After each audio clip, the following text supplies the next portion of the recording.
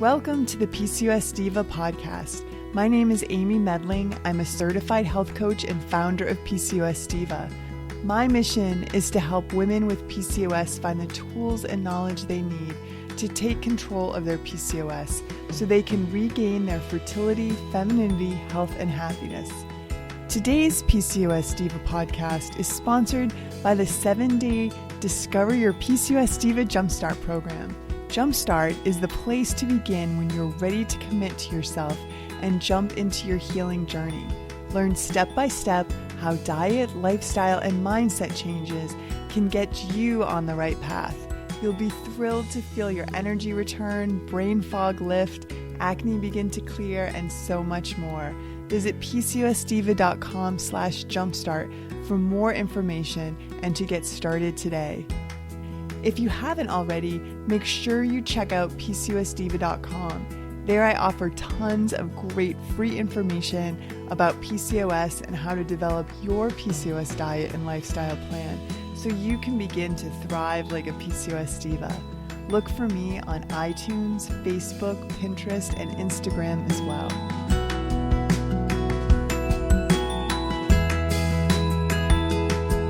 I'm thrilled to welcome back one of my most popular PCOS Diva podcast guests, and that's registered dietitian Martha McKittrick. Just so that you know, she has done 2 other episodes, episode 63 on practical tips to tame PCOS inflammation, and episode 84 on the pros and cons of the ketogenic diet. So welcome, Martha. I'm so excited to be talking about today's topic, which is why there is no best diet for PCOS. Thanks, Amy. I'm so excited to be back. I always love coming on your podcast, and I'm so happy that this is the subject that we're going to be talking about because it's kind of my mantra. I know, and I think that there is a lot of confusion, especially among social media, with all of these Facebook groups out and about, and people expressing, a lot of success with whatever diet that they're choosing. And then, it kind of sends us down this path of, okay, we're going to try the keto diet or the vegan diet or intermittent fasting because it worked for another woman with PCOS. It must work for me. Exactly. And I think social media is a blessing and a curse. I think it's great because we can do our own research and you can advocate for yourself and learn about PCOS. But where it can be, I think, kind of a curse is that, if you're on Instagram or Facebook groups, like you said, there are maybe women who've had success with certain types of programs and they're attracting followers, but it's kind of like they're saying this is how you have to do it. And there's all kinds of articles. If you Google diet and PCOS, you're going to find all kinds of stuff out there. And it's kind of like, this is the diet you have to follow. And it's just so confusing for women. When I read this stuff, it drives me nuts. But I can't even imagine if you have PCOS, how you must feel when you're reading all this stuff. So we're going to sort of demystify and talk about really the one best diet. And before we dive into the content for today's podcast, I just want to give those who don't know about your work a little bit more information about you. So you're a registered dietitian, a certified diabetes educator, and well coach. You're a certified health and wellness coach, and you've been specializing in PCOS for over 15 years. You've lectured across the country to medical professionals and women with PCOS.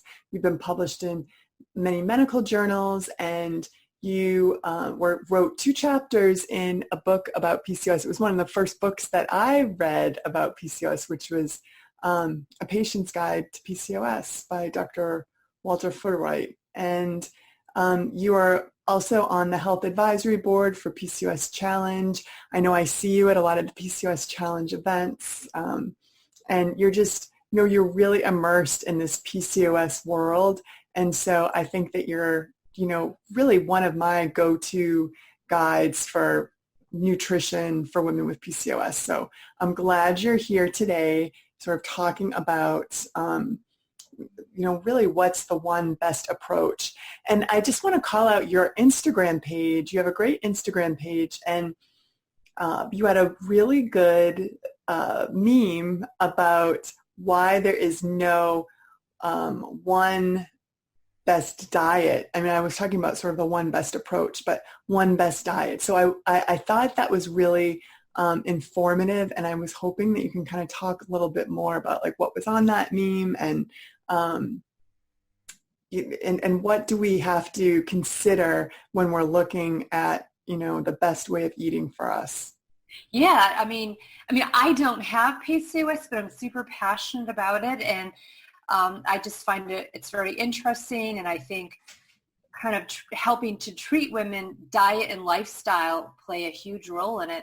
And, that's why I say lifestyle, because it's not just diet. And I think a lot of women kind of get caught up on just, follow this kind of diet or that kind of diet and forget about, getting enough sleep and exercise and stress management and emotional health. That to me is sometimes even more important than the actual diet part. But to answer your question, so I believe there's no one size fits all approach when it comes to nutrition for PCOS or diet for PCOS. And there's so many reasons why. And when you read some of these things on social media, it might say you have to go keto, or the opposite, go plant-based. And this is what you need to do if you have PCOS. But we can't say there's a one-size-fits-all approach for women with PCOS. And there's a couple different reasons, and some of them are really sneaky, but really interesting. I think the more basic reasons is everybody has different metabolisms. Some women can eat 1,800 calories, and others need to eat a lot less to lose weight. And I know not everybody counts calories. I don't recommend everybody counts calories, but we have very different varying caloric needs. So if you're trying to follow this kind of one diet plan that somebody's selling, it may not work for you, because if you eat too few calories, it's not good. But on the other hand, if you eat too many, you're not going to lose. So we're very individualized there.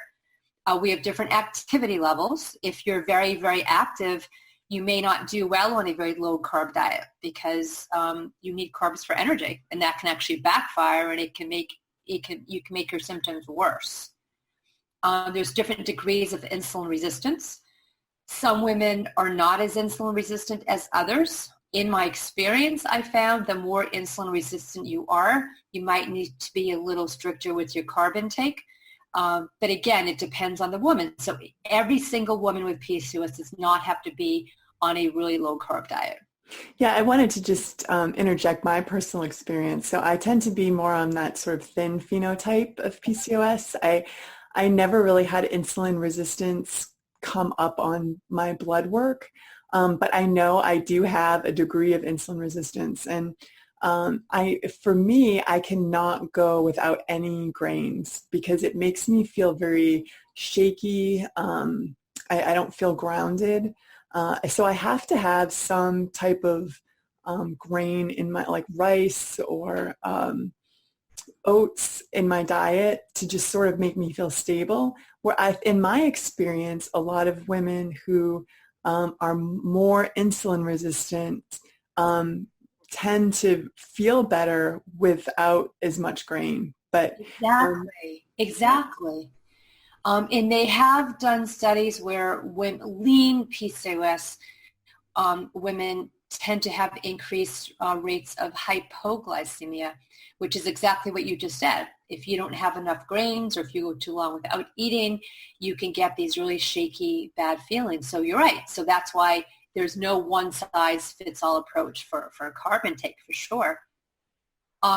Another one is, and this is where, medical conditions. For example, somebody might have high cholesterol, so they might need to be a little more careful with the kinds of fats that they're eating. If you have other medical conditions, you need to take that into account, because, keto may not be the best diet for you if you have high cholesterol or genetically high cholesterol especially. So you need to keep that in mind. Yeah, and something else I was wondering if you're seeing this, that women that are on the ketogenic diet that may have sort of fatty liver issues, that it tends to kind of aggravate fatty liver. That's what I'm seeing in some. Yeah, that makes me a little bit nervous. I mean, I'm really open-minded about different kinds of plans. That's why, if somebody comes to me and they have their heart set on keto, I'll work with them and say, well, maybe it's not the best, but hey, let's do it this way. Let's make it be healthy. But my concern is if you have fatty liver, and a huge percentage of women with PCOS and type 2 diabetes have fatty liver. And eating large amounts of fat is not good for fatty liver. So I haven't seen any studies that show it worsens it, but I certainly would think that it would. So yeah, that's certainly an issue, Amy. But other things where I think it gets kind of interesting is when it comes to food intolerances or food sensitivities. And the thing about this is it's kind of hard to diagnose it in a test. And you read a lot of things on the internet that says don't have dairy and don't have gluten. And I don't think there are any studies that really show if you have PCOS, you should not have gluten. But if you cut it out and you feel better, you might have a gluten sensitivity. So that's a huge, I think, part of picking a diet that's best for you would be the gluten. The food sensitivities. So common food sensitivities could be to dairy, it could be to gluten. There are other foods too, but those are two common ones. And so how do you know if you have a food sensitivity? The best way would be to cut it out. Cut it out of your diet for at least a couple weeks, even 2 to 4 weeks. And then you could reintroduce it one food at a time and just see, do your symptoms come back?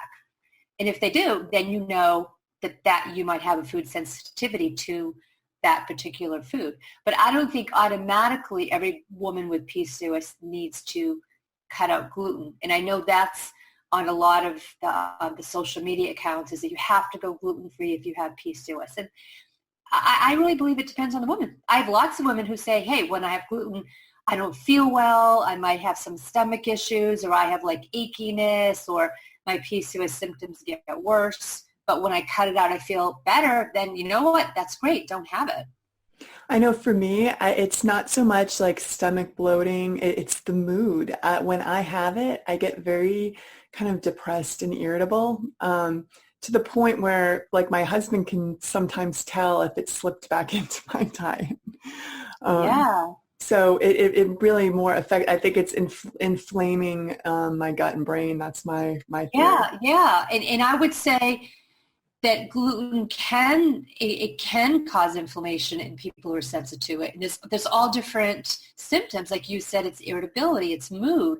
Some people say joint pain or fatigue, brain fog, migraine. So there's a lot of symptoms that could come from having gluten if you're sensitive to it. And I think women with PCOS tend to already have a low-grade inflammation. And if you're eating a food that you're sensitive to, it can make your inflammation worse. So that's why when you cut that food out, you feel better. So it's certainly worth doing a trial of cutting certain foods out. Yeah, and I think all of those symptoms that you mentioned are good kind of benchmarks for you to pay attention to with any food. Exactly. And then the dairy one, it's the same kind of thing. Now, dairy could cause a couple different things. I'm not anti-dairy with PCOS. I mean, I certainly don't recommend you start drinking glasses of milk and eating ice cream. But, I find if you have a plain Greek yogurt or a little maybe shaved Parmesan on a salad, I'm okay with that. But you have to pay attention to how your body feels. A couple different things could occur with dairy. One of them is lactose intolerance. It's believed about 70% of the population has a lactose intolerance to a certain degree. And that means you're missing an enzyme that helps you break down the milk sugar lactose. So when you eat something with lactose, like yogurt or milk, you would get gas or bloating or diarrhea. You would have a gastrointestinal symptom. So that's lactose intolerance. If that's your issue, sometimes if you have something like hard cheese, you wouldn't get the issue as much. It occurs more with milk and yogurt. So in that case, just don't have it. Or if you really love yogurt, you could buy a lactose-free yogurt kind of thing. So that's the lactose intolerant. Another thing that could happen is and that's due to the sugar in milk. There's also protein in milk. Some people actually have allergies to the protein in milk. So if you eat dairy and you have reactions like itchy throat or hives, that could be actually due to the allergy, and then you could get tested from your doctor and they can tell you if you have an allergy to milk or any other food. And the last thing is a sensitivity. You may have a sensitivity to dairy, and the way you would test that is you cut the food out and you see if you feel better. They have done studies with acne in dairy, and if you have acne and PCOS, you may want to do a trial of cutting out dairy or eating it very minimally and see if your acne gets better. So that's kind of how I feel about dairy. I don't think women with PCOS should be having a lot of dairy just due to the hormones in the milk, but I'm not totally anti-dairy.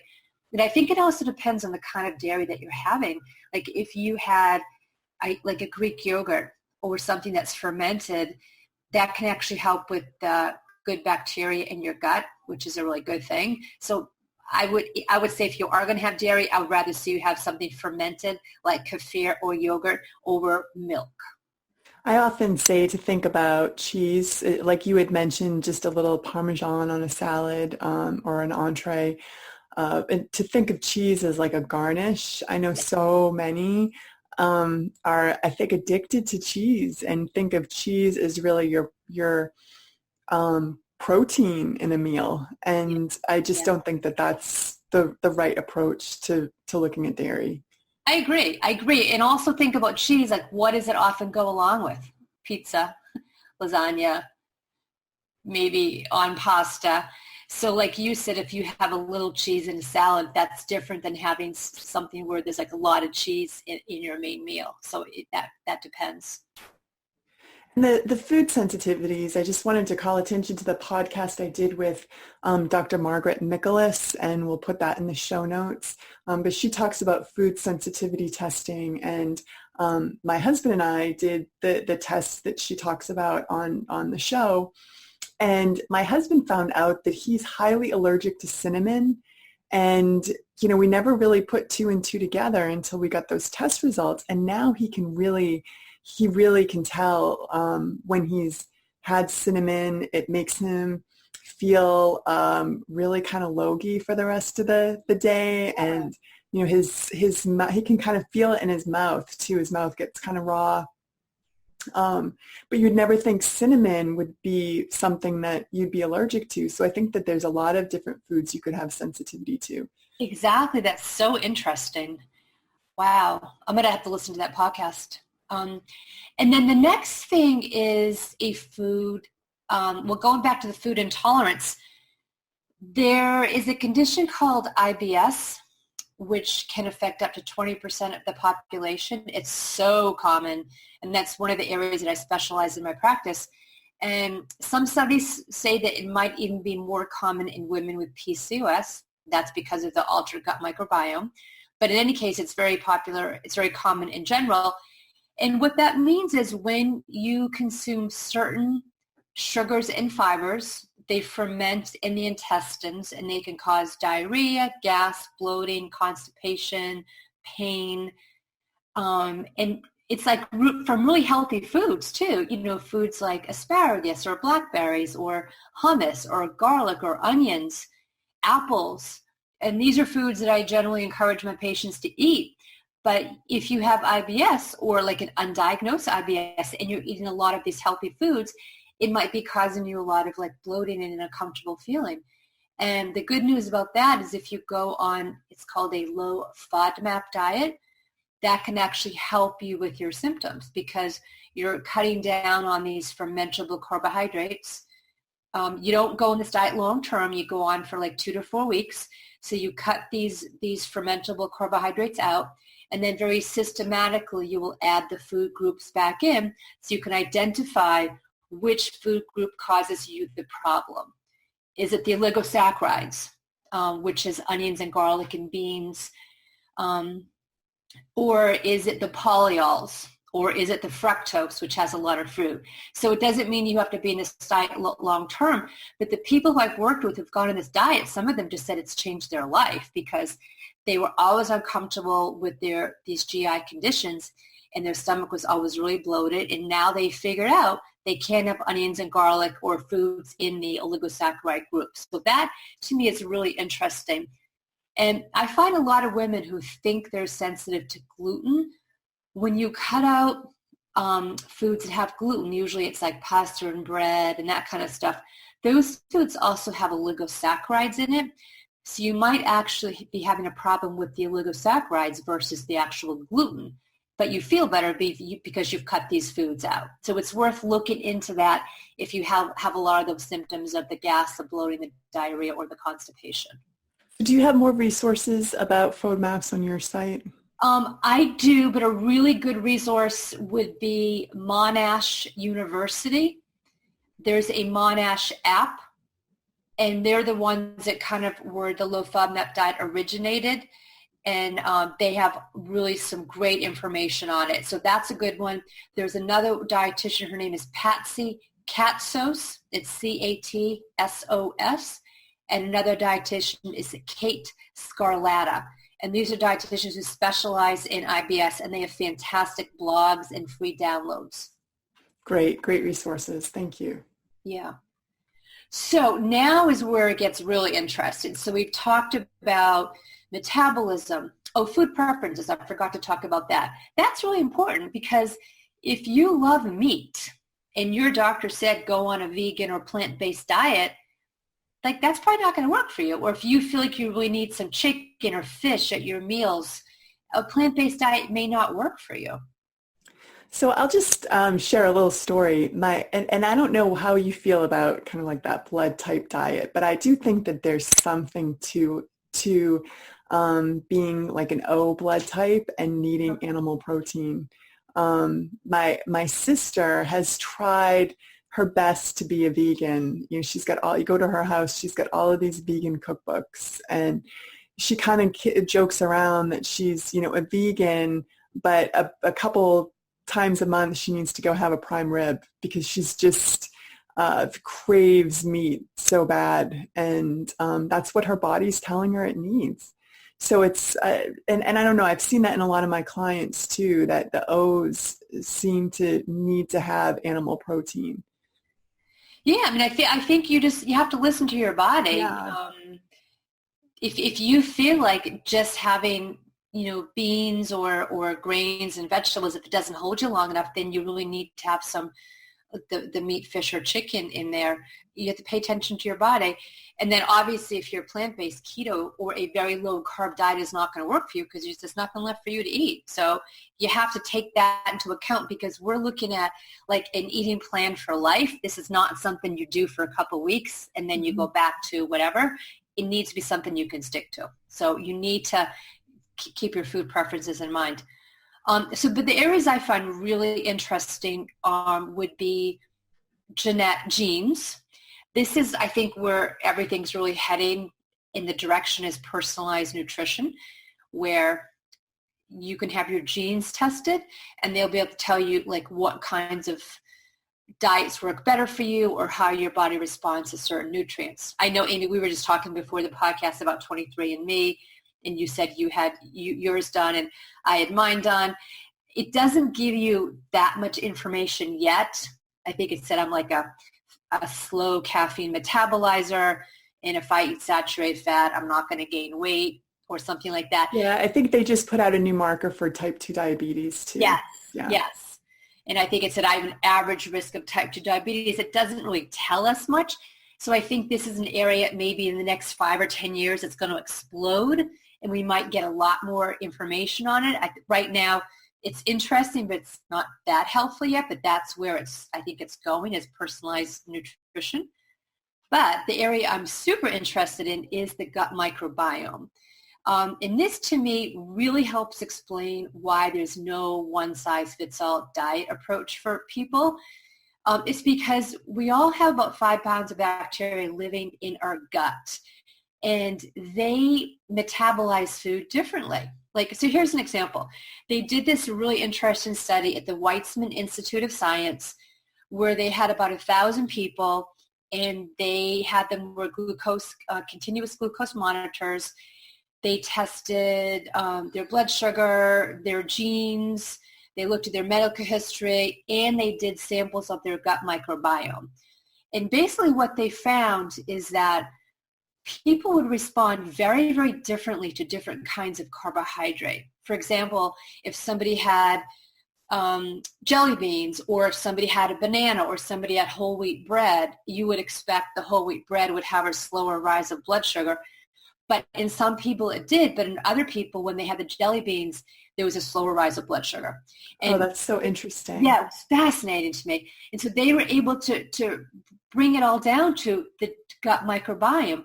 The kind of bacteria you have in your gut will determine how you respond to food. So, how can we say to everybody, oh, you shouldn't have something high glycemic, or you shouldn't have this, or you have to follow this diet? We don't know what your gut microbiome is. So that's just another reason why I think we can't do this one-size-fits-all approach. The thing is, right now, we don't have enough information yet. Again, I bet 10 years down the line, you can give a stool sample, we'll check your gut microbiome, and we'll say, okay, you shouldn't have dairy, or you should eat this way, and we'll know a lot more. You might do better on a higher fat diet or a higher carb diet, but we don't know that yet, but that's where it's headed. But the point is that we can't say everybody responds to food the same way. And I just had a client who did this because I kept encouraging her, do it. I want to see the results. And she has diabetes, and she tests her blood sugar. And I had been encouraging her, don't have white carbs, and, eat this healthy kind of fruit or whatever.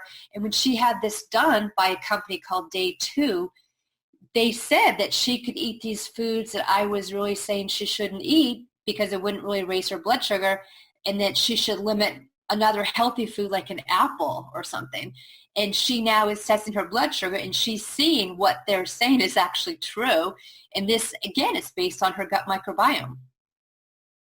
Tell us more about that test. I'm kind of interested. It's called, if you go onto the website called Day 2, you will see there's like a kit you can order. It started out in Israel, but now it's actually in the U.S., and I think they're partnering, might be with the Mayo Clinic. But you'll get like an app, and they'll based on your genes and your gut microbiome, they'll be able to kind of predict when you eat blueberries, it will raise your sugar X amount, but if you combine it with like nuts, like walnuts, now it only raises your sugar this much. And so they show you how to combine foods. But what's fascinating to me is just the different types of fruit. As a certified diabetes educator, I do a lot of work with counting grams of carbohydrate, but 15 grams of carbohydrate from an apple might respond differently in your body than 15 grams of carbohydrate from blueberries, kind of thing. So now that we have a better understanding why one size doesn't fit all, what are some tips and tricks on how to figure out what works best for us individually? I don't think anybody would dispute certain dietary recommendations when it comes to PCOS. You want to follow an anti-inflammatory diet, and a diet that's good for insulin resistance, and a diet that's good for the gut microbiome. So the good news is all three of those have certain things in common. You want to eat plenty of vegetables. Choose organic when possible. They are anti-inflammatory. They don't affect blood sugar, and they're very good for the gut microbiome because you want to really be feeding your good bacteria lots of food to keep them alive. So make vegetables a huge part of your diet. You want to limit or avoid added sugars, obviously sweetened drinks or candy or that kind of stuff. Even like the healthy sugars like maple syrup and honey, use in agave, use those in moderation because a lot of sugar will worsen inflammation and can make higher levels of insulin and not be good for the gut microbiome. I kind of like to say make your plate maybe like a quarter protein at meals. So the protein could be like fish. I'm especially a fan of fatty fish, poultry or lean meat, or you could count beans as a protein, or nuts and seeds if you're plant-based. And then you would want to fill half your plate with vegetables, and then you could do a quarter of your plate with a healthy grain, like brown rice or quinoa, bulgur, barley, and then some fat. You want to put some healthy fats in there, like olive oil, avocado. You could do even coconut oil. And then you want to put some anti-inflammatory spices in there, like different kinds of like turmeric or pepper. And then the teas. I'm a huge fan of green tea and spearmint tea. It might help lower androgens. So that should be like the basis, kind of the basis of your plate. And then I would suggest that you keep a food record, or a journal, I should say, where you record what you eat, the time you eat, and then see how you feel. So if you currently enjoy consuming dairy products, just make a note, that you had a yogurt, and then you would know that you felt bloated later, or if you felt foggy, or if you feel like your acne is kind of getting worse. So keep a note of how your body feels physically and mentally, and then you can kind of start to narrow down if certain foods may be bothering you. And then you could cut it out, see if you feel better, and then add a certain food in. But I kind of like the Mediterranean style of eating because it's not a low-fat diet. I'm a fan of eating fat, but it comes from healthy fats like nuts and seeds and all that, fatty fish, lots of vegetables, some fruit, and some whole grains. That's really my approach too. As you were describing your dinner plate, that sounds a lot like my Diva dinner plate. Yeah. It's just sound nutrition advice, I think, and then just tailoring it to the way that food makes you feel. And if you want to give really low carb a try, go ahead. I'm certainly on board with that. I'm on board with experimenting. See what feels better for your body. If you want to try some intermittent fasting, try it. Maybe like in 12-hour fast.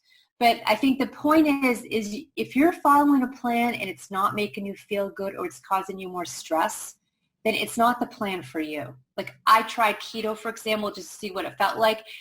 And I don't have PCOS, but it stressed me out because I was trying to think, well, what should I eat? And did I eat enough fat? And it didn't feel right for me. And I like a little bit of fruit. So see what works for your body. And there's so many different kinds of plans. And if you see somebody on Instagram and they have 20,000 followers and they're saying, don't eat this and don't eat that, don't feel like that's what you have to do. You have to find what works for you.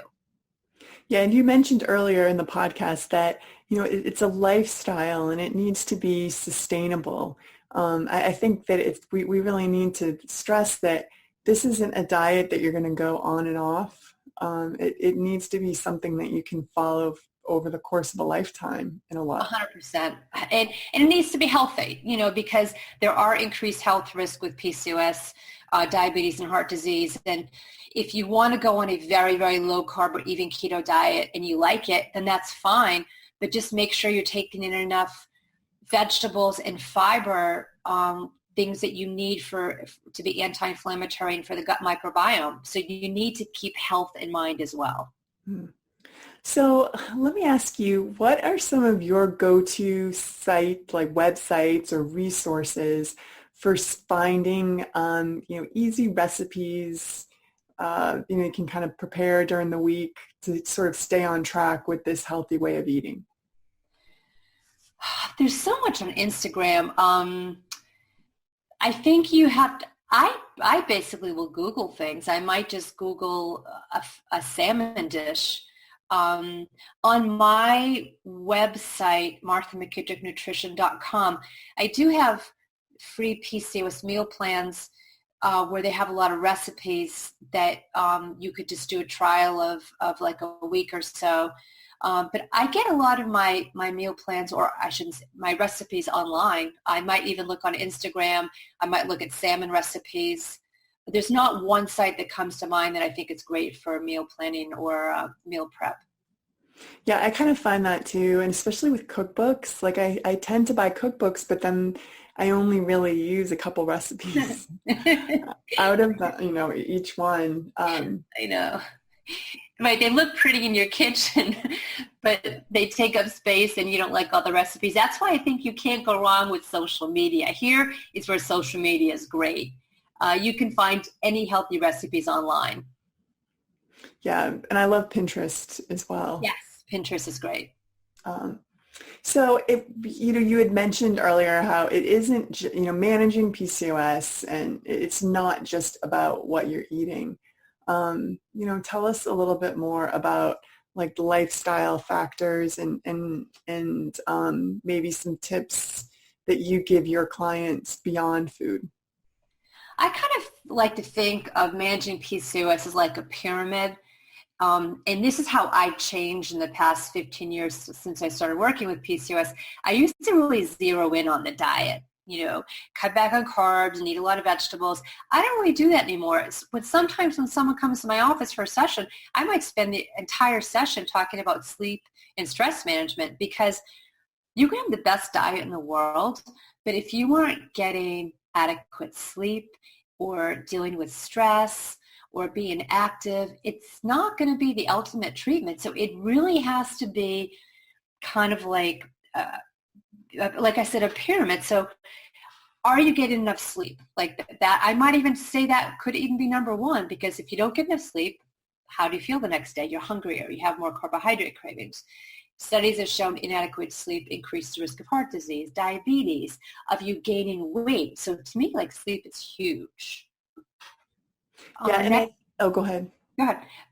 Then the next thing is dealing with stress. I think our lives are so crazy, and you don't take time for yourself, and there's just so much stress. Like, what can you do in your life to take care of yourself and help to get your stress levels down? Because when stress is heightened, your symptoms of PCOS will get worse.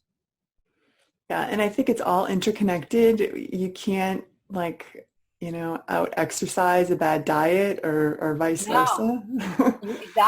Exactly. Emotional health. I love Gretchen Kubaki's book. I hope I'm saying her name right. The PCOS Mood Cure. Yes. Yeah, she was on the podcast, so listen to her podcast session if you're interested. It's a great one. Love it. Right. That's huge. And these are areas that I think have been neglected for so many years. I mean, how often do you go to your doctor when you have PCOS and they talk about sleep and stress management and emotional health? Nobody talks about that. So there's where you have to really do your own research and advocate for yourself. Then there's exercise.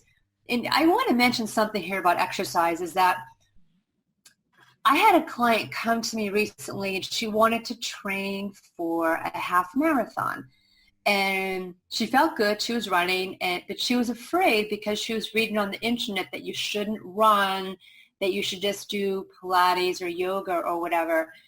And I just want to say is that if you're running and you feel good and you get a runner's high off it and it's not having ill effects on your body, then it's fine.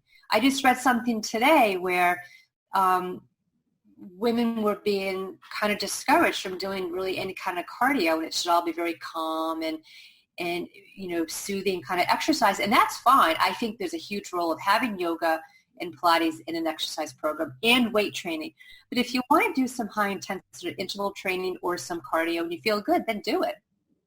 Yeah, I absolutely agree with that, and I think that everybody, again, it's down to the individual, and as we get older, things change too. I know that like my adrenals can't manage the high intensity kind of like the single exertion exercise, training for marathon. Like I can't do that anymore. But I could do it in my 20s. Yeah. So things change too as you age, and that's something to consider. 100%. I used to go out and bike 100 miles at a pop, and now it's like, I would be like, it would kill me for a week. So you have to listen to your body. But I do think weight training, there should definitely be some kind of weight training or strength training component to your exercise program. It's important to keep the muscles there because that's how you dispose of the glucose helps to lower insulin levels. I'm a huge fan of yoga for a lot of reasons. So you want a well-balanced kind of exercise program, being active, not sitting a lot. Sometimes you might go to the gym 3 times a week, but then you're sitting 16 hours a day, and that's not good for insulin resistance. You kind of want to get up and move. So it's a whole kind of a balanced approach. Yeah, and as you're talking, I was kind of thinking, you really need to do your own research. And there's so many great, online social media assets, people talking about PCOS. So you do get a lot of, different information. Maybe some of it is misinformation, but you really, at the end of the day, you have to kind of do your own research, like find the evidence-based studies, really do your own digging to sort of figure out what's going to work for you. And in terms of the studies, that's really interesting because there aren't really great studies out there. And even if there are, some of the studies are done on 5 women. Like, Right. You might have a headline, oh, you shouldn't eat this. Studies show you shouldn't have this. But then when you actually look at the study, it was done on 5 women. So look for evidence-based when you can, but take it with a grain of salt. If somebody's telling you that you should not do this if you have PCOS, take that with a grain of salt. It probably worked for that person. It might work for you, but it doesn't mean you have to do that. So any other, words of wisdom you want to impart on us before we have to close up our podcast? Yeah, I would just say that the good news is I think we've come a long way when it comes to research in PCOS and making it be out there in the open as compared to when I first got into this, like in the year 2000, people hardly ever talked about PCOS. And when we did, all we talked about was insulin resistance. We didn't talk about any of these other areas like inflammation and gut health. So I think there's a lot of information out there. Amy, like you said, do your own research. Don't get overwhelmed. Don't feel like you have to take 20 supplements and you have to follow all these rigid plans. Just kind of take it a step at a time, set some goals for yourself, and it needs to be the big picture, not just nutrition, but like we talked about, the exercise, the sleep, the stress management, emotional health, and just, take steps slowly. Excellent advice, and make it work for you. Yep. Yep. Well, Martha, thank you so much for coming back on the podcast and talking to us today. And again, if you enjoyed this podcast, please check out Martha's other 2 episodes, 63 and 84. You'll learn a lot. But thank you so much for joining us, Martha. Thanks so much, Amy. I love being on your show. Thank you so much for inviting me.